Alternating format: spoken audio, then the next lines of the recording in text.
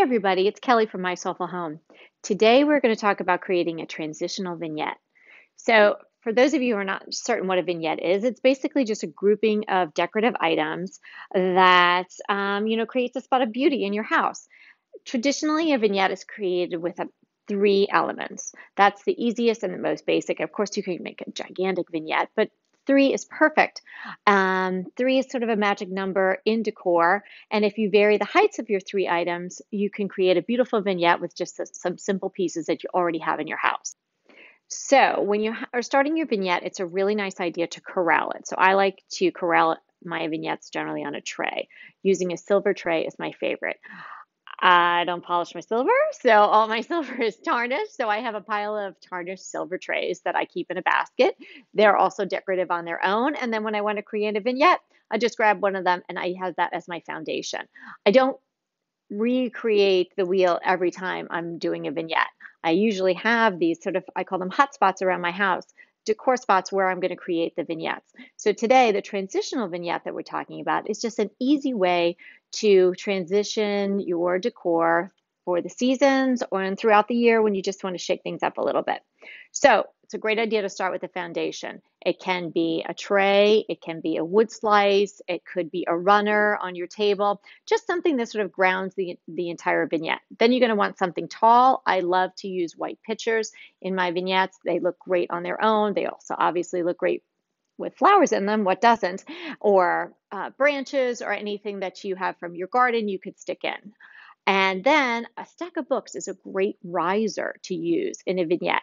It elevates the smaller items, obviously, in height, but it also puts them on display a little bit. And so it elevates them in importance as well. So here we have our tray, we have our tall item, the white pitcher, we have a stack of books that are acting like a riser, and then we have some interesting little pieces to add to the basic vignette. So I have a magnifying glass, kind of works with the books, and then I've got this charming little crown that I just absolutely adore and I use in a lot of different vignettes.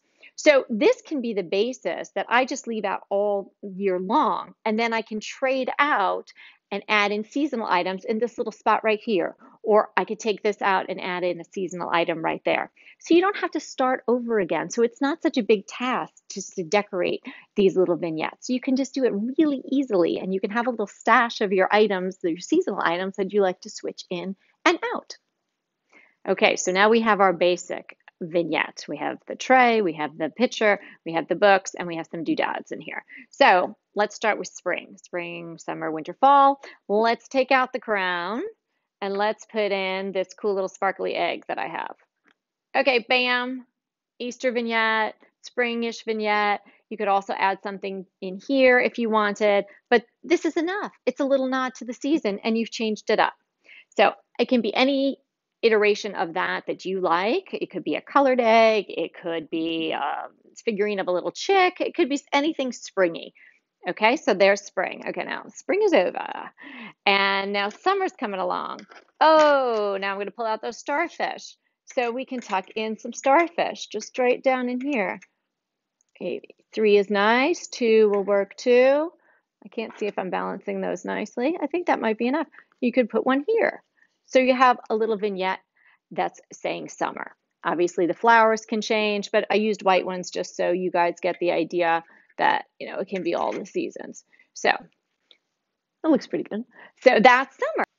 Okay, so for fall, it's not fall now, so I don't have a mini pumpkin for you, but my heart's desire would have a mini pumpkin for you, and I would put it right here. But we're going to put our crown back in place. So imagine the mini pumpkin. And then I love this little feather ball. I'm not even sure where I got this, but I have a few of them, and they are perfect. They soften the edges of the vignette, and it's adding in some fall colors, and I think feathers just sort of evoke fall. Now, if this was really fall, I would probably change this out, but these white daisy mummish sort of flowers, the chrysanthemums, are working fine. These would be perfect in the fall as well if that's what you had. You could also do some branches. You could do some colored mums. You could take the picture away and you could put a potted mum here, which would be, definitely a sign that it's fall. So that's fall. And then we take this away, and actually I think we can keep this. I'll tell you another idea for that one. And now I'm going to put in this really yummy ball of yarn. I'm not a knitter or a crocheter. My grandma tried to teach me how to crochet and I just didn't really pay attention. I wish I had now, but I have this thing about yarn. So I have just this big basket filled with spools of yarn and things like that and twine. So this is just a really soft yarn that feels like winter and feels cozy. Now, if it got around Christmas time, what I might do is take my crown away and then put a vintage ornament here. Again, so simple. You don't have to spend all day rummaging through all your cabinets looking for, a completely transformative pieces of decor to put around your house. All you need to do is have your basics, and then you can just transition and create a vignette that nods to every season. So thanks for coming by today and watching the video about transitional vignettes. I hope you learned something or you had some fun. I'd love to know what you like to put in your vignettes, so why don't you leave me a comment? And if you're enjoying the videos, then I'd love for you to subscribe so you don't miss any of them. Thanks again and have a great day.